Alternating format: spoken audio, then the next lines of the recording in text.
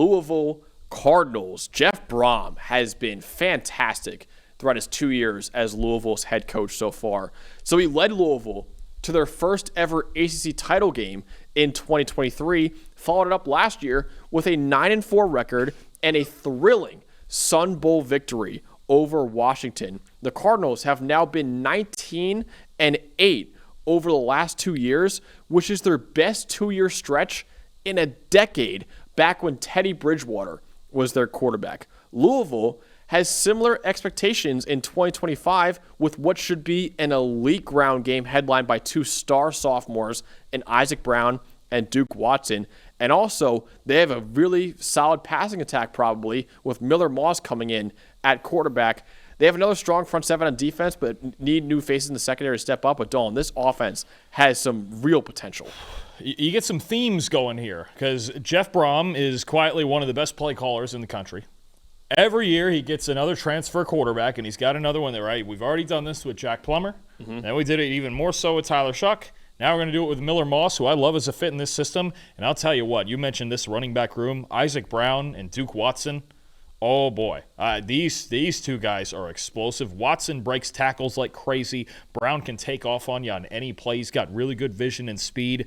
This is an offense. And then you mentioned Chris Bell and Colin Lacey. And they didn't get as much out of Colin Lacey that they thought they were last year. He was banged up last year. He was banged up. And Colin Lacey's a really good player. Chris Bell is really good. I've seen even some draft scouts that are really starting to like Chris Bell.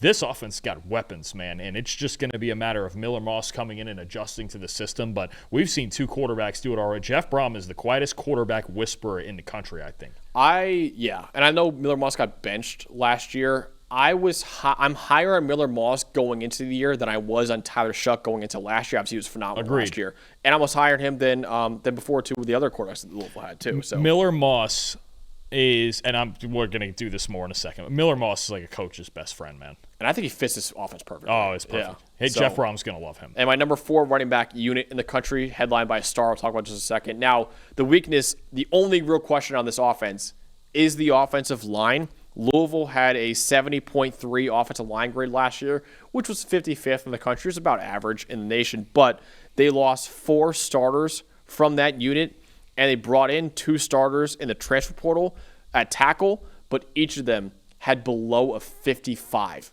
PFF grade in 2024. So the only question I have really offensively for Louisville is, can that offensive line hold up? Because Miller Moss, Dawn, as we know, is not the most mobile quarterback. Well, here's a fun stat for Miller Moss, though, because of the way he operates, the cerebral manner in which he operates in the quick release and his ability to even throw through pressure. Miller Moss had the lowest pressure to sack rate of any Power 4 quarterback in the country last year, because USC's offensive line wasn't great for him in front of him last year, right? Pretty bad, yeah. It was rough up there in the Big Ten, so it's not like it's something Miller Moss isn't used to, but the way that he plays the game, it's exactly how a coach wants a quarterback to play the game. He's on time, he's accurate, he reads defenses, and the only thing I'd say about him is he just doesn't have insane tools, right? But he stands firm in the pocket. 68 passing grade under pressure, 7th best in the country last year. I'm really, as long as they're not like atrocious, right? If their offensive line, if their pass protection is average, I'm really not worried about Miller Moss when it comes to that, because he gets rid of the ball quickly and he really doesn't make mistakes. That's what I like with Moss. Was there, here and there, yeah, but I think what you talk about with Moss is there is a lower ceiling, because he doesn't have anything near an A-plus arm. He doesn't have A-plus mobility, right? 9 of his 12 turnover-worthy plays, 7 of 9 sacks he took were beyond 2.5 seconds. He's going to work on time and within the offense with whatever Brom creates for him. I think that's especially where it'll be different from Tyler Shuck. Shuck's got a pretty darn good arm, and he's really going to push the ball, especially down the sidelines. I think with Moss, this offense is going to be a little more horizontal. You're going to get those deep overs, some of those touch throws, and they're going to control the intermediate parts. Now, you want to chuck a deep ball here and there just to keep them honest, but it's going to look a little bit different. But Brom is the master of making adjustments to his quarterback, because even Jack Plummer the year before was a little bit different than Shuck, right? So the offense schematically, I think, will be a little more horizontal, but with this run game and with what they could get into in these play-action concepts, I think it's going to be a lot of fun to watch. Moss, if there's any quarterback who could handle transferring, adjusting to a new system, making the right throws, even especially early in the season. I think he can handle it. Mentally, he's as good as any quarterback in the country. Yeah, and we actually interviewed Miller Moss last year, early on in the season, while he was at USC. And one of my favorite answers I heard from Miller Moss and why I think this guy's a coach's best friend. I asked him, what's the best play you've made in your career? And that was after the LSU game, where he made a lot of dimes in that game to win that game for USC. He told me it was in the bowl game when he was starting in the bowl game the year before, as basically a tryout game to be USC starting quarterback after that. Because really, remember, back then the rumors were Lincoln Riley was trying to get Will Howard in that program, right? In that bowl game, on one of the first drives of the game, I believe it was like a 2nd and 8, he was about to get sacked, and like that stat on pressure sack conversion rate, he threw it out of bounds. And he said that was a huge play for that game because 3rd down, we picked up the 1st down. So instead of like a 3rd and 15 or longer with a sack, he kept it like 3rd and 6. They converted the 1st down. They scored a touchdown, and they got rolling after that. His favorite play of his career was a pass he threw to the coaches in the sideline. That just kind of shows the mentality that Miller Moss has. I think Jeff Brom is going to love this guy in his offense next year, and I think he's a perfect fit for it. And I think he kind of did dirty a little bit at USC last year. He doesn't beat himself, and if you want, and I know it's not a boatload of games we're talking about, but in the last 3 years, he's only had one game where his passing grade was below 60. He doesn't beat. Maybe he's not always spectacular. He's not always blowing you away. But Miller Moss doesn't beat himself, and I think Brom's going to love that. One guy who is spectacular is his running back, Isaac Brown. Isaac Brown, coming out of high school, was not even a top 40 running back recruit out of high school. Former 3-star, he disproved that immediately and is now the number 2 running back in America heading into his true sophomore year. Only one above him, Jeremiah Love, a top 5 player in the country. But Isaac Brown, 1,168 rushing yards as a true freshman, the most of any running back returning to the Power 4. He also led the Power 4 with 7.2 yards per carry. Running backs that were in the NFL now or returning to college football, all of them, most yards per carry among all Power 4 running backs. He is smaller. He's 5'9", 190 pounds, but he makes up for it with game-breaking speed and quickness. This guy is a rising superstar in college football. Absolutely, and I think he could do even more as a receiver this year. And look, you mentioned it too, Duke Watson complimenting him. I don't think Brown is going to have to take some absurd amount of carries, an Ashton Jeanty level of carries, because you've got Watson and you've got what should be a really solid passing game to complement him. He's an explosive player. I mean, he was the one guy on the ground that really, when Louisville beat Clemson last year at Clemson, he took the game over. I mean, if he gets a crease, good luck. This kid is really, really good. This Watson and Brown duo is like the duo they had right before with Jawar Jordan and Isaac Rendo, where it's the thunder and lightning a little bit. I wouldn't be shocked if it's better.